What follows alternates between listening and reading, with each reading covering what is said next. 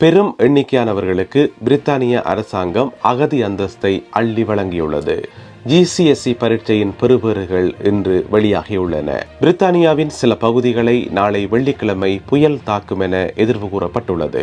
London உள்ளிட்ட பெருநகரங்களில் அதிகரித்து வரும் கையடக்க தொலைபேசிகளின் களவுகள் சம்பந்தமாக போலீசார் வீடியோ ஒன்றை வெளியிட்டுள்ளார்கள். இவை உள்ளிட்ட பல செய்திகள் இன்றைய வீடியோவில் காத்திருக்கின்றன. விரிவான செய்திகள் தொடர்கின்றன. தமிழடியான் UK யூடியூப் சேனலுக்கு உங்கள் அனைவரையும் வருகவென அன்புடன் வரவேற்கின்றேன். பிரித்தானியாவில் வாழ்கின்ற தமிழ் மக்களுக்கு பயன்படக்கூடிய முக்கியமான தகவல்களை தாங்கி வருகிறது தமிழடியான் UK யூடியூப் சேனல். எங்களுடைய சேனலில் வெளிவருகின்ற வீடியோக்களை தொடர்ச்சியாக பார்த்து கருத்துக்களை எழுதி வருகின்ற உங்கள் எல்லோருக்கும் மிக்க நன்றி. GCSE பரீட்சையின் பெறுபேறுகள் இன்று வெளியாகியுள்ளன. நாடு முழுவதும் பெரும் எண்ணிக்கையிலான மாணவர்கள் சிறப்பு தேர்ச்சியுடன் இந்த பரீட்சையிலே சித்தியடைந்திருக்கின்றார்கள். இம்முறை சித்தியடைந்த வீதமானது 67.6%. இந்த எண்ணிக்கையானது கடந்த ஆண்டுடன் ஒப்பிடும்போது சிறிதளவு குறைவாகும். இருந்த போதிலும் கூட கோவிட்டுக்கு முந்தைய காலப்பகுதியுடன் ஒப்பிடும்போது இந்த எண்ணிக்கை ஒரு சிறப்பான எண்ணிக்கை என இப்பொழுது தெரிவிக்கப்பட்டுள்ளது. பெரும் எண்ணிக்கையிலான மாணவர்கள் சிறப்பு தேர்ச்சி பெற்று அடைந்துள்ளதால் அவர்களும் அவர்களுடைய பெற்றோர்களும் மிகுந்த மகிழ்ச்சியில் உள்ளார்கள். எனவே இந்த பரீட்சையில் சித்தியடைந்திருக்கும் தமிழ் மாணவர்கள் அனைவருக்கும் எங்களுடைய வாழ்த்துக்களை தெரிவித்துக் கொள்வோம். They're really good. They're mostly 9s. Got an 8 in maths, but I'm really happy. I'm feeling quite happy with them. I was expecting a lot of 9s, but not this many, so I'm quite happy. பிரித்தானியாவின் சில பகுதிகளை நாளை வெள்ளிக்கிழமை புயல் தாக்கும் என எதிர்வு கூறப்பட்டுள்ளது. நாளை வெள்ளிக்கிழமை காலை 5 மணி முதல் காலை 11 மணி வரை புயல் தாக்கும் என எதிர்வு கூறப்பட்டுள்ளது. இந்த புயலுக்கு ஒரு பெயர் வைக்கப்பட்டிருக்கு என்று சொன்னால் லிலியன் புயல் என்று சொல்லி பெயர் வைக்கப்பட்டிருக்கு. பொதுவாக நீங்கள் பார்த்தீங்கன்னு சொன்னால் ஆகஸ்ட் மாதம் மாதிரியான ஒரு கோடை கால பகுதியில் இப்படி பெயர் சூட்டப்பட்டு புயல் வீசுவது மிகவும் அரிதான ஒரு செயலாகும். உங்களுக்கு தெரியும், ஒரு புயல் சாதாரணமாக வீசினா, சாதாரண வேகத்தில் வீசினா அந்த புயலுக்கு பெயர் வைக்கிறேன். ஒரு புயல் ஒரு குறிப்பிட்ட அளவுக்கு மேலே கடுமையாக இருந்தால் மட்டும்தான் அதுக்கு பெயர் சூட்டப்படும். அந்த வகையில் ஒரு கோடை காலத்தில் பெயர் சூட்டப்பட்டு ஒரு புயல் வீசுறது மிகவும் அரிதான செயலாக சொல்லப்படுகின்றது. எனவே இம்முறை வீச இருக்கின்ற புயலுக்கு லிலியன் என்று சொல்லி பெயர் வைக்கப்பட்டிருக்கு. நாளை வெள்ளிக்கிழமை காலை 5 மணி தொடக்கம் காலை 11 மணி வரை நாட்டின் சில பகுதிகளில் இந்த புயல் வீசும் என்று சொல்லி சொல்லப்படுது. மணிக்கு 80 மைல் வேகத்தில் இந்த புயல் தாக்கம் இருக்கும் என்று சொல்லி சொல்லப்படுது. இதனால் மரங்கள் முறிந்து விழுவதற்கும் கடுமையான மழை பெய்வதற்கும் போக்குவரத்து தடை ஏற்படுவதற்கும் வாய்ப்புகள் இருப்பதாக சொல்லப்படுகின்றது. அதே நேரம் பார்த்தீங்கன்னு சொன்னால் வரும் திங்கட்கிழமை பொது விடுமுறையாகும். எனவே இந்த லாங் வீக்கெண்டில் ஏதாவது திட்டங்கள் வைத்திருப்பவர்கள், வெளியில் எங்கேயாவது போகிறதுக்கான திட்டங்கள் வைத்திருப்பவர்களுக்கு காலநிலை உகந்ததாக இருக்காது என காலநிலை அவதானிப்பு நிலையம் அறிவித்துள்ளது. நாளை வீசுகின்ற புயலினுடைய தாக்கம் வரும் திங்கட்கிழமை வரை இருக்கும் என்று சொல்லி எதிர்வு கூறப்பட்டுள்ளது. தலைநகர் லண்டன் உட்பட நாட்டின் பல்வேறு முக்கியமான நகரங்களில் கையடக்க தொலைபேசிகளுக்கான களவுகள் இப்பொழுது வேகமாக அதிகரித்து வருகின்றன. இது தொடர்பாக போலீசார் வீடியோ ஒன்றை வெளியிட்டிருக்கின்றார்கள். CCTV கேமராவில் பதிவு செய்யப்பட்ட இந்த வீடியோவின் மூலம் நபர் ஒருவர் கையடக்க தொலைபேசி ஒன்றை பறித்து கொண்டு ஓடுவதற்கு முயற்சி செய்வதும் அதனை சிவில் உடையில் இருக்கின்ற போலீசார் அவரை மடக்கி பிடிப்பதுமாக இந்த காட்சிகள் இடம்பெற்றுள்ளன. அண்மை காலமாக நாட்டின் பல்வேறு நகரங்களில் இப்படியாக கையடக்க தொலைபேசிகளை களவெடுக்கின்ற முறை அதிகரித்து வருகின்றதன் காரணமாக போலீசார் இந்த வீடியோவை வெளியிட்டிருக்கின்றார்கள். அனைவரையும் எச்சரிக்கையாக இருக்கும்படியும் கேட்டிருக்கின்றார்கள். மிக குறிப்பாக நீங்கள் வீதிகளில் நடந்து செல்கின்ற போது உங்களுடைய கையடக்க தொலைபேசிகளை மிகவும் பத்திரமாக வைத்திருக்க வேண்டும் என்றும், எதிர்பாராத விதமாக உங்களுக்கு அருகே வருகின்ற திருடர்கள் எதிர்பாராத விதமாக அதனை பிடுங்கிக் கொண்டு செல்வதற்கான வாய்ப்புகள் அதிகம் இருப்பதாகவும் போலீசார் எச்சரிக்கை விடுத்திருக்கின்றார்கள். குறித்த அந்த CCTV காணொளியை இப்பொழுது பார்ப்போம்.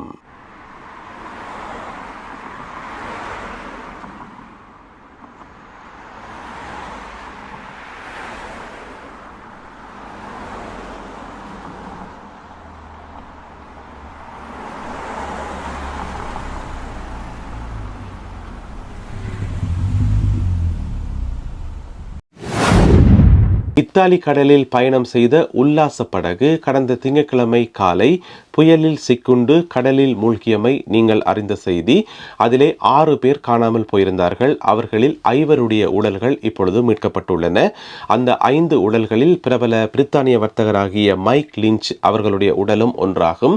இப்பொழுது இன்னும் ஒருவருடைய உடல் இன்னமுமே மீட்கப்படவில்லை. அதாரண்டு பார்த்தீங்கன்னு சொன்னா இந்த பிரபல வர்த்தகர் மைக் லிஞ்ச் அவர்களுடைய 18 வயதான மகளாகிய ஹனா லிஞ்ச் அவர்களுடைய உடல் இன்னமுமே மீட்கப்படவில்லை.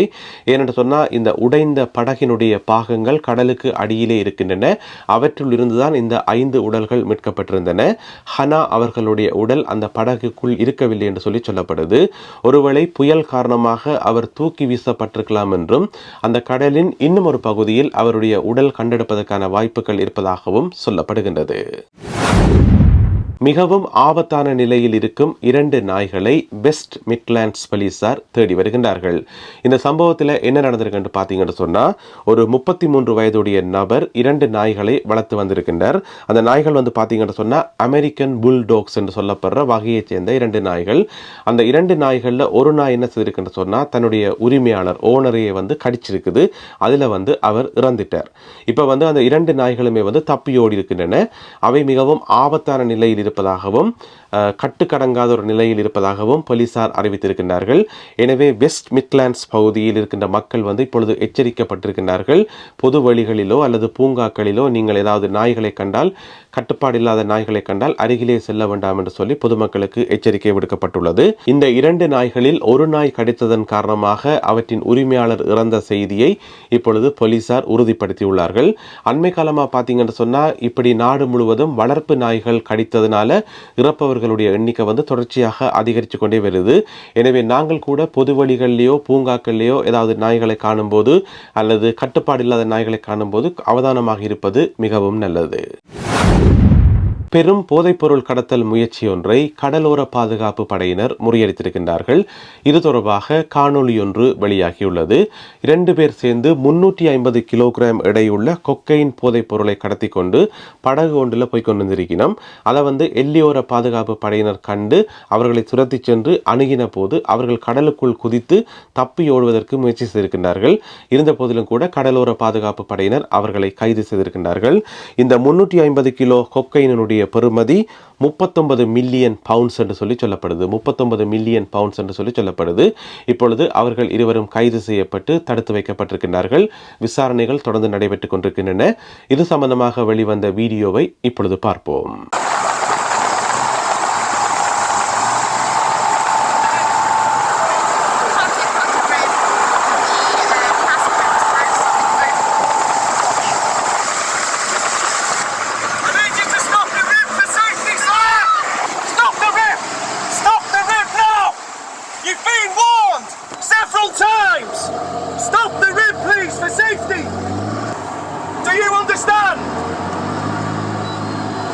Get on. Right, you and I get on. No, we'll have to wait.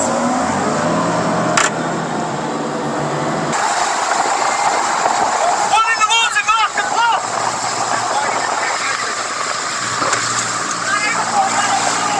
Watch it.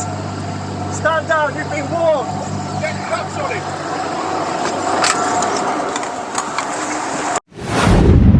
பெரும் எண்ணிக்கையானவர்களின் அகதி தஞ்ச கோரிக்கையை ஏற்றுக்கொண்டுள்ளது பிரித்தானிய அரசாங்கம். அதாவது இந்த ஆண்டு ஜனவரி மாதம் 1ஆம் தேதியிலிருந்து ஜூன் மாதம் 30ஆம் தேதி வரைக்குமான 6 மாத காலப்பகுதியில் பிரித்தானிய அரசாங்கம் 67,978 பேருக்கு 67,978 பேருக்கு அகதி தஞ்ச கோரிக்கையை ஏற்றுக்கொண்டு அவர்களுக்கு விசா வழங்கியுள்ளது. இந்த எண்ணிக்கை அண்மை காலத்தில் பார்த்தீங்கன்னு சொன்னால் மிக பெரும் எண்ணிக்கையாகும். அதாவது பிரித்தானிய அரசாங்கம் அகதி தஞ்சம் கொடுக்க ஆரம்பித்த கடந்த 40 வருட காலத்தில் பார்த்தீங்கன்னு சொன்னால் இந்த எண்ணிக்கை மிகப்பெரிய எண்ணிக்கை என்று சொல்லப்படுது.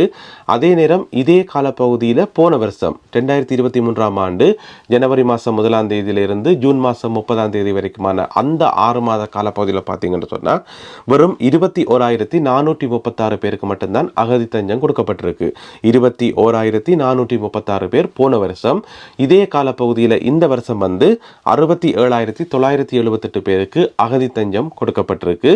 இது கிட்டத்தட்ட 3 மடங்கு பெரிதாகும். எனவே அண்மை காலமாக பெரும் எண்ணிக்கையான ஆட்கள் பயணிகளுக்கு அகதி தஞ்ச கோரிக்கையை ஏற்றுக்கொண்டு பிரித்தானிய அரசாங்கம் அகதி விசாவை வழங்கியுள்ளமை பெரும் வியப்பை ஏற்படுத்தியுள்ளது. இந்த 67,978 பேர்ல 35,176 பேர் பார்த்தீங்கன்னு சொன்னா இந்த சிறிய படகுகள் மூலம் பிரான்சில் இருந்து பிரித்தானியாவுக்குள் வந்தவர்கள். அதாவது படகுகள் மூலம் பிரித்தானியாவுக்குள் வந்தவர்கள் தான் அதிக எண்ணிக்கையிலானவர்கள். ஆக மொத்தம் முதல் 6 மாசத்துல யூகேல 67,978 பேருக்கு அகதி தஞ்சம் வழங்கப்பட்டுள்ளமை பெரும் வியப்பை ஏற்படுத்தியுள்ளது.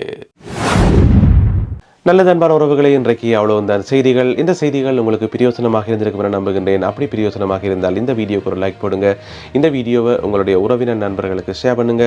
மீண்டும் மற்றொரு வீடியோவில் உங்களை சந்திக்கின்றேன். அதுவரை நன்றி, வணக்கம்.